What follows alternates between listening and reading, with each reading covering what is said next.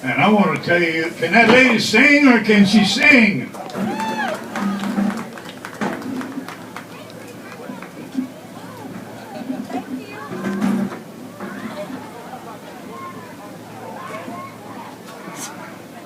I usually break out into tears when the national anthem is sung. There's only one piece of music or one thing that I ever hear that touches me more.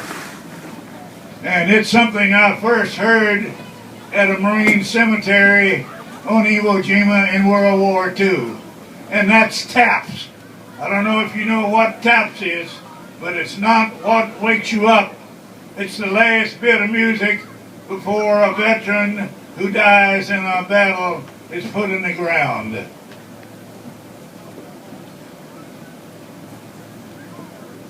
I'll say just a word or two about veterans.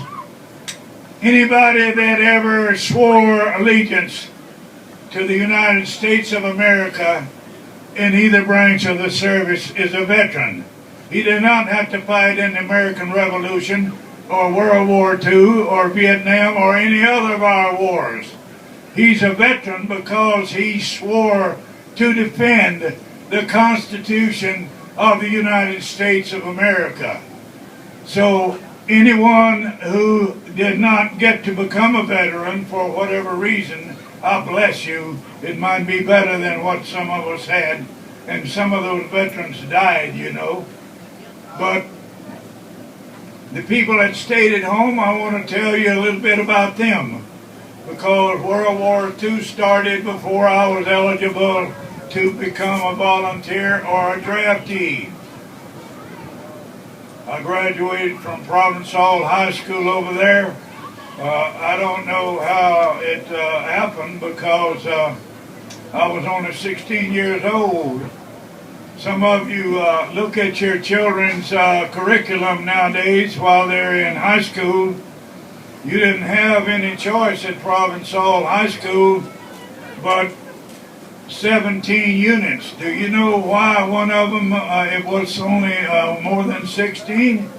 Because half of them could only take agriculture. The other half could only take home economics. Otherwise, there would have been a graduation from Provencal High School after 11 years of schooling. You know what? You don't learn much in 11 years. You might not learn much in 12. I swore I was going to study the rest of my life, and I'm 92 years old and I still don't know much. But I want to tell you one thing I know. I know I love Provencal. Everybody that loves Provencal, clap for Provencal.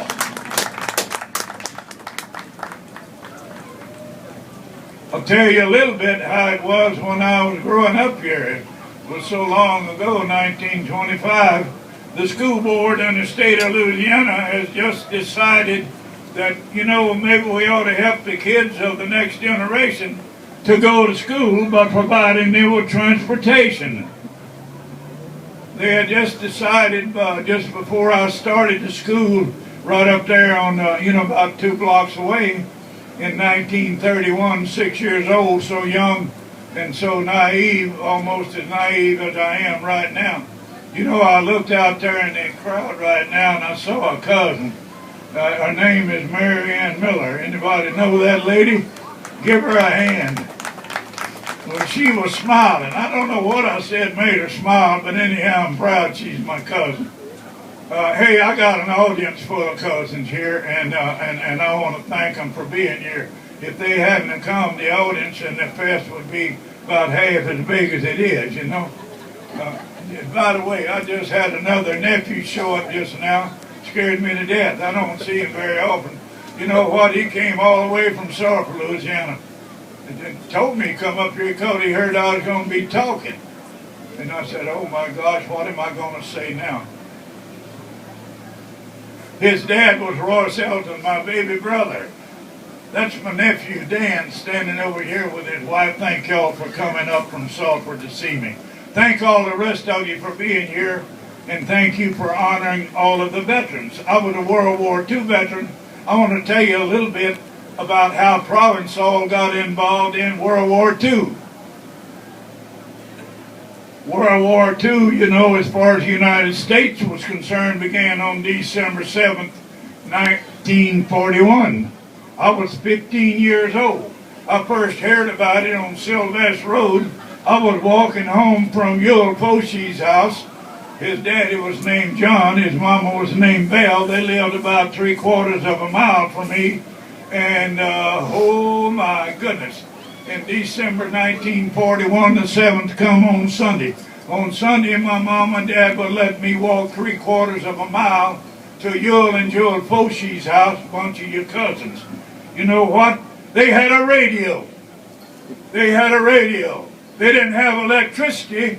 Oh, ho, ho. But, you know what? They were smart enough to put a battery in the car and charge it up during the week so we could listen to that battery-powered radio on Saturday night. You know, they had something on the radio then called the Grand Ole Opry. And that same radio brought us news. By the way, I'd been over there listening to the radio with the Foshi brothers, you know. And, hey, everybody that's got a cousin named Foshi, hold your hands up. Well, you know, I wish I knew all the other names. Thank you. I wish I knew all the other names to remind you, because I want to tell you something. They're hallowed. They're hallowed names to me. That's how important Provencal is to me. Do you know I had 12 brothers and sisters? 3 of them died as infants. 10 of them grew to adulthood. 9 of them went to school at Provencal right here. I was born about 5 miles right out there on Sylvest Road, if you know where that is. When I was living there in 1940, before the Japs bombed Pearl Harbor, the woods in Cosachi National Forest from here to Camp Polk were filled with soldiers. They were filled with soldiers riding horses. I know, because some of those horses got in my daddy's cornfield out here and ate the corn.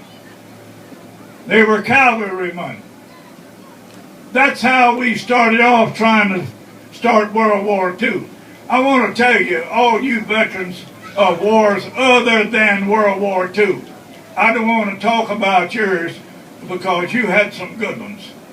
You had some good ones. No war was more important than another. But I'll apologize to you, the only one that I really remember real good was World War II, because I was in it.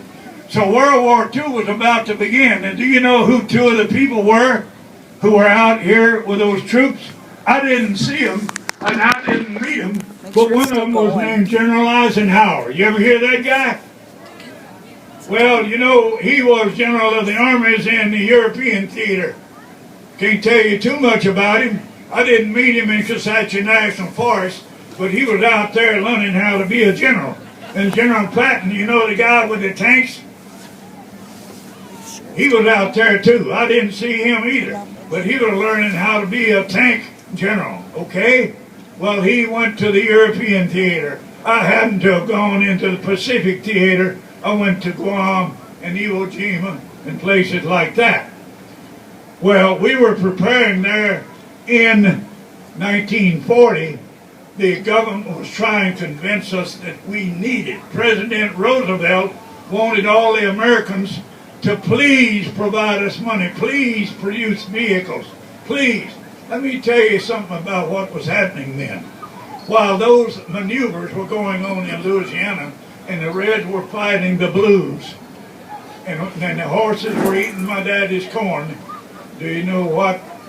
The government made a check out to my daddy, first cash we had out there on Sylvest Road in a long time. They paid for that corn. Can you imagine that? I was just a teenager out there, you know, and these soldiers would come by, and it was fascinating to me. I had a first cousin that came by, and he was the captain of a tank, and he was later on in World War II. He went to France, you know, and he drove that tank. He landed on the beach in Normandy, and he had been there 2 days, and his tank ran over a mine, blew a hole in the bottom of the tank, and blew his foot off. So he lasted about a week, They shipped him to a hospital, took his rest of his leg off, and he came back home. His war lasted about 2 weeks. Well, he had been in training for about 2 years already. You know, that kind of thing happens to you. There's another time I cry other than taps and other than when the national anthem is sung. I spent 10 months on Iwo Jima, and there were about 4,000 Marines buried there. I had to ride past that cemetery on a little blacktop road, about like to run one that runs from Hazelwood to Leesville. When I rode past that cemetery, the cemetery smelled so bad from all the dead Marines that were in it. It just about choked you to death before your vehicle got further down the road. It'll bring tears to your eyes if you ever smell that. You'll never forget it as long as you live.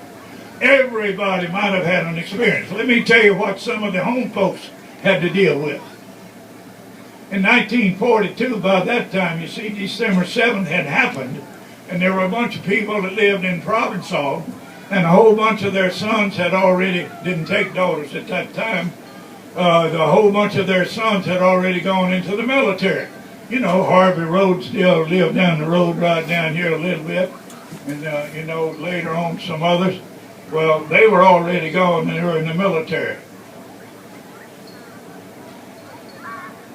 The tanks were still running around out here, and they were the Army and the generals were trying to learn how to use gasoline and diesel-powered engines instead of horses to pull artillery. The folks that were staying at home, they were making no automobiles. Did you know that from 1942 until 1946, there was not a single civilian automobile manufactured in the United States of America? None. The entire automobile manufacturing industry was making Jeeps and armored trucks and tanks and other things. They had to be in order to protect this place. No new automobiles. So what? How many did they make per year before World War II? Well, in 1940 they made 80,000 automobiles. You know how many they make now every year? Around 5 million. You know, maybe twice that many. The folks at home had to get by with the old car they had if they had one. My folks didn't have one. If we got around at all, when I graduated from high school, you either walked to Provencal or rode the school bus, or you rode in a wagon, and 5 or 6 miles is a long ways to walk, especially if you're in a hurry. Can you imagine your mama sitting out there 5 miles from here waiting for you to get home with a box of matches so she could build a fire in the stove? Well, I did that. I walked to Provencal to buy a 5-cent box of matches. Didn't have any money to buy with. I stopped at Harry Hawthorne's store over here and gave him a dozen eggs. And I got 2 5-cent boxes of matches for a dozen eggs. Well, during the war, things were scarce also, all right? The little girls that went to school, the younger ones by the time I was a senior, which was 1942, were wearing dresses, many of them with feed sack material, because the government said most of the cotton has got to make khaki clothes. Not many new clothes were available. Sugar is rationed. Gasoline is rationed. All the home folks, I want to tell you, they weren't veterans, but they were supporting the rest of the people who became veterans, so everybody is to get a hand. The people that did without for the next 4 years couldn't buy an automobile, couldn't buy any gasoline. The home folks were heroes too. There were a lot of them in the piney woods around Provencal. They were over the rest of the United States as well, but Provencal was a significant part.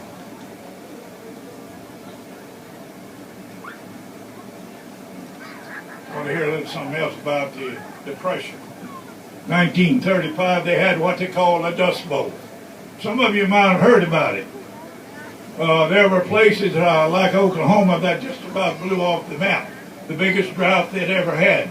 Didn't rain for about 3 years in a row. Let me tell you, in 1935, in April, I got up one morning out there on Sylvest Road, and everything in our house was covered with red dust. Some of the red clay from Oklahoma had blown all the way from Oklahoma to Louisiana. You know how far that red clay went? That red clay went all the way to the Atlantic Ocean, in Georgia, South Carolina, and Florida, all the way to Atlantic Ocean. Well, there was a man that wrote some books about that, about the Great Depression. John Steinbeck, he wrote Grapes of Wrath. That book was written about the Great Depression around 1938, okay? I had some astute people over here try to teach me something about the English language. They were still having trouble trying to get me to quit talking redneck and try to speak English. Well, they never were successful, as you can listen to me and tell. However, they were good people. Well, John Steinbeck wrote those books. Those teachers had me read that book before I graduated from high school. The name of the book was called Grapes of Wrath. Well, you know who John Steinbeck was? He was a journalist. He was the son of a rich man, like Mark Twain, you know. They're good writers, much better than me. But I introduced somebody to my books one time, and I said, let me tell you something. You know that guy that wrote Grapes of Wrath, John Steinbeck? They call that, he called it, oh my God, what did they call it? Oh yeah, they called him an author of some classics, huh?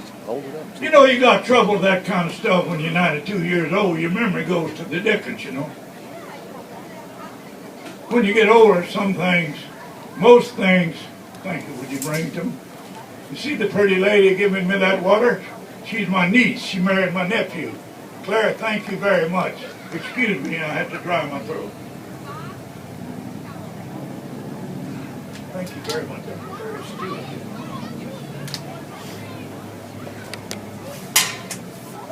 So the folks who stayed at home, like my mother and my father, are heroes as well. You see, not just...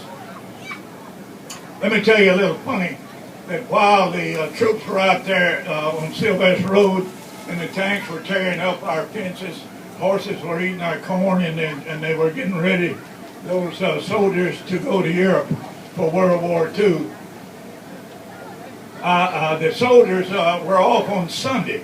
Somehow or another, somebody still had enough respect for Sunday that they even let the soldiers off. They didn't make them practice on that day. Well, some of them came walking down Sylvest Road, you know, and they saw some chickens over the fence. My mama had gone to Washington Parish, where she was born, and my daddy and I were there with my little sister and brother by ourselves. Well, those guys said, hey, could you cook me one of them chickens? Well, you know, my daddy talked to him, and he said, son, go catch one of them chickens. So I did, you know, and I pulled the feathers off. I didn't know how to pick a chicken. You know, ladies that do. I don't know any of you ever picked a chicken. Well, anyhow, we used to do that, you know. Well, my dad said, son, you don't know how to pick the chicken, just skin it. So skin that chicken, and I went and built a wood fire and a wood stove, and we fried that chicken, and some bacon fat, of course. We fried the chicken, and my dad says, son, make some biscuits. So I was, you know, 15 years old. I knew how to make biscuits. My mama taught me how to sew. My God, she had a treadle sewing machine. I had to learn how to do that. Had to learn to build a fire in a wood stove. I had to learn to sew with a needle. I had to learn to sew a button on. I didn't learn how to make a shirt. My sisters did. Thank goodness I had sisters, huh? Being one of 11 gives you a lot of variety, you know. Well, let me tell you about that chicken. We fried it and put a couple of biscuits, you know, Cat had biscuits in there. Sold it to that soldier who sat down on the front doorsteps there and ate that chicken and those 2 biscuits. He paid us $2 for that. We sold just about all our mama's chickens. Suddenly my dad and I realized that we were going to have to explain a whole lot of stuff when my mama got home. what did you do with my chickens? Well, I didn't get the money. You see, my dad got the money because he was a boss on the hill there. That's how it was in those days. The ladies didn't have much to say about it. He didn't save the money to give it to my mama. He just stuck it in his pocket. That probably was more cash than he had in his pocket in the last 10 years. There was no cash during the old Depression days. There was no cash. We traded eggs for lamp globes, kerosene lamps. We studied at night in the wintertime by the light of a wood fireplace. Often we'd run out of kerosene. Did you know that on the school buses in those days, we could take eggs, bring them to school, get permission from the teacher to walk over here to a store, trade the eggs for a lamp globe or some kerosene? Do you know how the kerosene got home? It rode home on a school bus.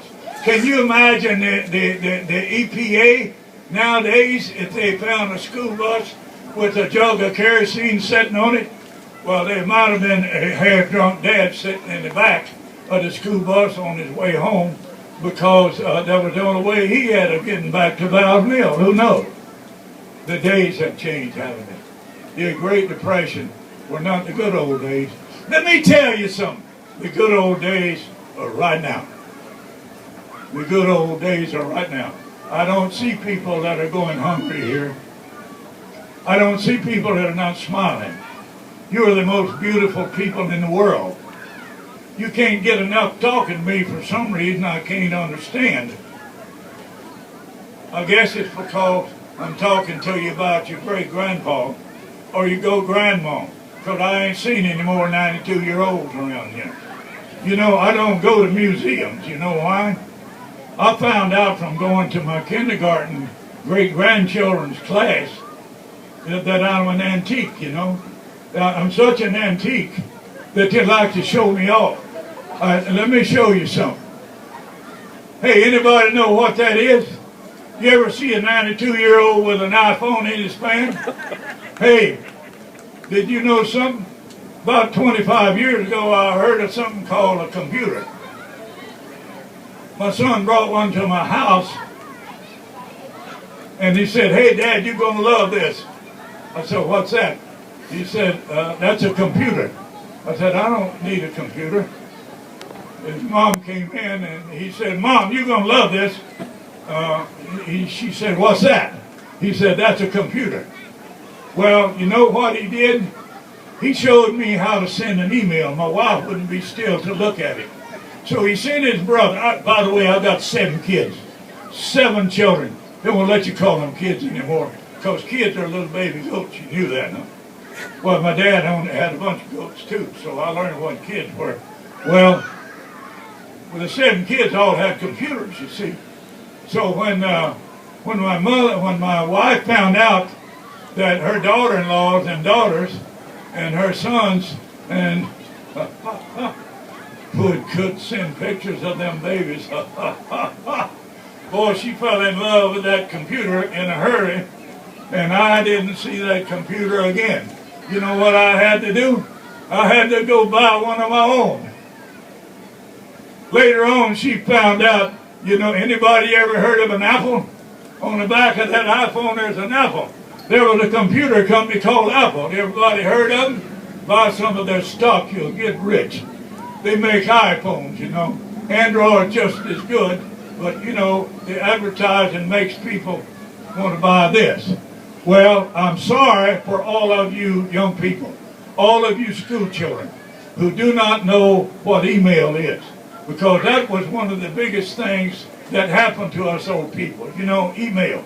I know it's out of date. You don't want to do nothing but fool with Twitter and Instagram and text messages and all that fancy stuff, huh? I get a great-grandchild to come and set the Wi-Fi on my iPhone so I can send a message, you know. Got to Provencal yesterday, and do you know what I forgot? I forgot the Wi-Fi didn't ride on front seat beside me, I'd have to get this thing lined up connected with Wi-Fi, and I remember when I learned what Wi-Fi was. Somebody told me, you know what a radio is? Well, the same thing they send radio messages with. It is fun to talk to you. The most gracious people that I know on earth live in Provencal. You have been very kind to me this visit. I went to the school yesterday and spoke to them and told them about some of the days that I had going to school there. I enjoyed talking to them very much. As you know, I'm getting a little bit hoarse. Well, that's because when an old man opens his mouth, his head rattles. When his head rattles, his vocal cords call for another drink of water. So I'm going to have to quit. You will not have to listen to me anymore, because I'm going to go and visit some more. And anybody who wants to talk to me, anybody who wants to buy one of those books that I wrote, I'm not up here to sell books. I don't care if you buy one or not. But I brought a few with me because some of you told me to bring them. I am selling them back there in front of the Harmony Church thing for $10 a piece. So Andrew will have some money to start the Provencal Fest for 26th anniversary of the Provencal Fest next year. So if you come over there and buy a few books before they run out, I'll sign them for you. I'm not charging you for the book. I just charge you $10 for an autograph. It is such a pleasure to be with you. God bless America and God bless Provencal. Thank you.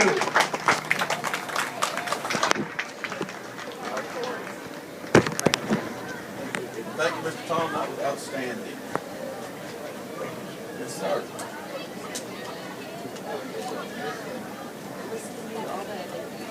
Okay,